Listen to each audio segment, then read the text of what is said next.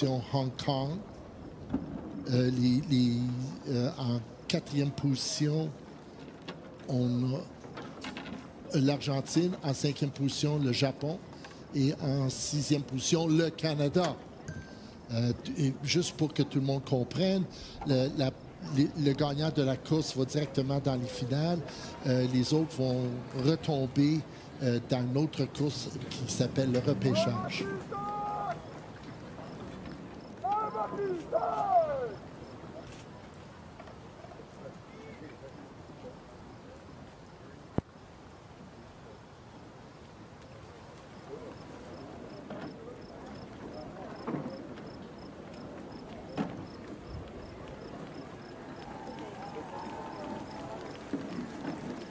So let's move on to Heat 2 then of the lightweight men's single sculls with Peru's Lucas Saman Hernandez in lane 1.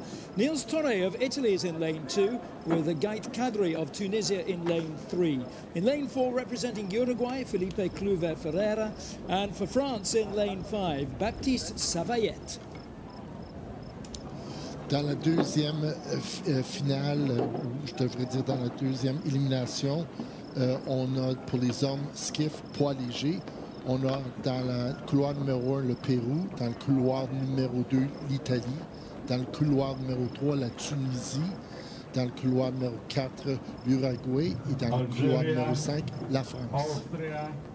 So same progression as before. It's the winner who will make direct progress into that AB semi-final on Friday morning. The lead at the moment is held by Niels Torre of Italy. In fact, he's beginning to open up quite a lead through 1,500 meters ahead of the chasing pack. 8.5 seconds back to Cluver Ferreira of Uruguay. Andrea, not far to go in this race, but it looks like the Italian has really laid down a marker here. Yes, Andiamo, the Italian, definitely in the lead here. And this is where we see a little bit of war games being played. Again, there's just one coveted seat through to semifinal A, B. And so when you have these commanding margins, like 12 seconds, we sometimes will see that other athletes will choose to maybe just take the edge off a little bit, focus on going through mentally their race plan, letting their bodies get warmed up, dusting off the, you know, the shell as it were, and coming down with a solid performance, but not necessarily killing themselves to get to the finish line second. Exactly. You can understand that, again, there's the semifinals that one to get through to the semifinals, but they do have some choices for seats in coming up in the repechage, and they have a good second try again, and they know their competition. Yes, and you get to see some of the race styles evolve through here, and as we come into these red buoys, well, the Italian is not leaving anything to chance, bringing his rate of striking up. Look at those nice long strokes. He's really giving it his all as he comes towards the finish line. Up and through, it is going to be Italia coming through the line first. That was Niels Torre, a very well-run race. He'll be very pleased with that. We'll cast our gaze back to the rest of the crew. We'll talk a lot about these red buoys in front of you. Well, for the rest of the race, those buoys are yellow, but when you get into the last 250 meters, they turn red, and every athlete knows red means dead, running out of real estate. But not running out of real estate on the far side there is the rest of the crews coming across. We'll wait for the final one to come through here. A little applause for them, please, for they're out here for your entertainment. And we'll cast it back to Rob to give us.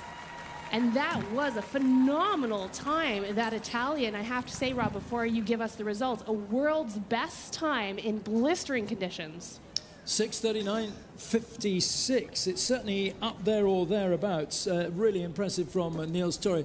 Taking that race by 17.25 seconds from Cluver Ferreira of Uruguay in second, Francis Savayet in third, Kadri of Tunisia in fourth, and Salman Hernandez of Peru in fifth. But as you said, that's Niels Torre who goes through directly to the AB semi-final on Friday morning. En première place, avec un temps record, l'Italie. En deuxième place, nous avons l'Uruguay. En troisième place, la France. En quatrième place, la Tunisie. Et en cinquième place,